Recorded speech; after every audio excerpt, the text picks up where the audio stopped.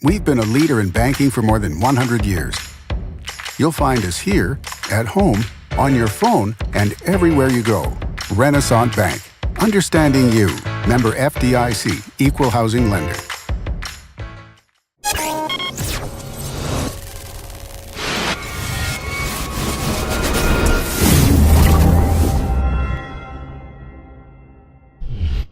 Sponsored by Renaissance Bank. Good morning and welcome to Daily Journal Newsbreak for Thursday, January 4th. I'm your host, Chris Kiefer, and we're going to take a look at the top news and sports stories from Northeast Mississippi. But first, let's start with your weather forecast. Today we're looking at sunny skies with a high of 33 and a low of 17. There's a 0% chance of rain. Looking ahead at your weekend outlook, Friday, sunny, high of 38, low of 19, 0% chance of rain. Saturday, sunny and warming up slightly, high of 42, low of 25. Sunday calls for a 50% chance of rain, high of 44, low of 39. Let's take a look now at today's top headlines. The flu season is getting worse, and the Tupelo Hospital is encouraging visitors to stay away to protect vulnerable patients. The flu season ramped up earlier than usual in November, and flu activity has increased dramatically since mid-December.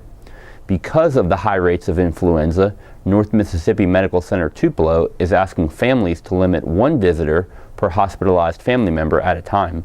Choosing one designated family member per patient for the length of the stay would be ideal to limit exposure. Tupelo infectious disease specialist Dr. Melinda Pruitt said the hospital has had several patients get sick with the flu from visitors. People who have flu symptoms are asked to leave or stay away from the hospital. Coughs should be covered with a tissue.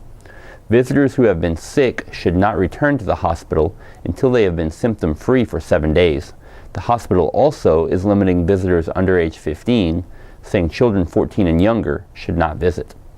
Mississippi's state flag with its controversial Confederate symbol now flies over Tupelo's new police headquarters. It replaces a banner celebrating the state's bicentennial anniversary that had flown over the Front Street building. City officials quietly swapped the flags this week. The bicentennial banner had flown at the building since it opened in December 2016. It was flown by an order of the Tupelo City Council. But that order also mandated that it come down on December 10th, 2017, the actual date of the state's bicentennial anniversary. However, Mayor Jason Shelton's administration waited more than 3 weeks after that deadline before making the swap. Shelton's Chief Operations Officer, Don Lewis, said he suggested the delay as a way to avoid controversy or ill will during the holiday season. The City Council's 2 black members both oppose flying the state flag on any Tupelo municipal properties. Nettie Davis and Willie Jennings also expressed disappointment that the administration did not inform them in advance when the state flag would be installed at the police building. Bancorp South is offering its free tax assistance program for low to moderate income individuals again this year. The program provides free tax service to families that make less than $54,000. It is funded through a grant from the North Mississippi Rural Legal Services nonprofit. This year, it will add a drop-off box for people to submit taxes. Customer Service Representative Naricia Watkins and other certified bank employees have been volunteering to prepare income taxes for Mississippi residents for 11 years. Watkins said all volunteers are certified to prepare taxes for most taxpayers. The program has not yet expanded to include military tax preparation. Appointments for the free tax preparation service fill up quickly. Last year, 554 people used the service. 60 volunteers are signed up to help this year. The program will run from January 30th to March 15th. It is available from 2 to 6 p.m. Tuesdays and Thursdays at the Spanish Village at 146 South Thomas Street, Suite E. Participants should make an appointment through the United Way at 662-841-9133. And in sports, the coach who guided the Mississippi State football team to a win in the Tax Slayer Bowl is leaving to join Dan Mullen's staff at Florida. Greg Knox was named interim coach after Mullen's departure. He led the Bulldogs to a 31-27 win over Louisville on Saturday.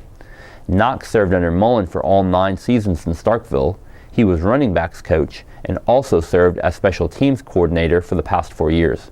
He guided Anthony Dixon, Josh Robinson, Dick Ballard, Ladarius Perkins and Arius Williams to 1,000-yard seasons for the Bulldogs. Knox is one of 8 former MSU staffers to accompany Mullen with the Gators.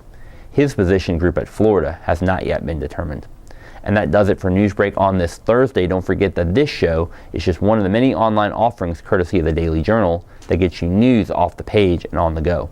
Listen to the Prep Rally podcast for the latest in Northeast Mississippi high school sports with hosts Brad Locke and Dalton Middleton. On Wednesday's episode, they talked basketball, including the upcoming Tangle on the Trail and the Daily Journal rankings. You can listen to Apple Podcasts, Google Play, or at preprally.thejournal.com. And Ole Miss and Mississippi State fans listen to the Double Coverage podcast with beat reporters Parrish Alford and Logan Lowry. Look for a new episode this afternoon in Apple Podcasts, Google Play, or at doublecoverage.thejournal.com. Each story discussed on Newsbreak can be found in your Daily Journal or online at thejournal.com, where you can also catch a new episode of Newsbreak each weekday morning at 7 a.m. Thanks for joining us. I'm Chris Kiefer. Have a great Thursday.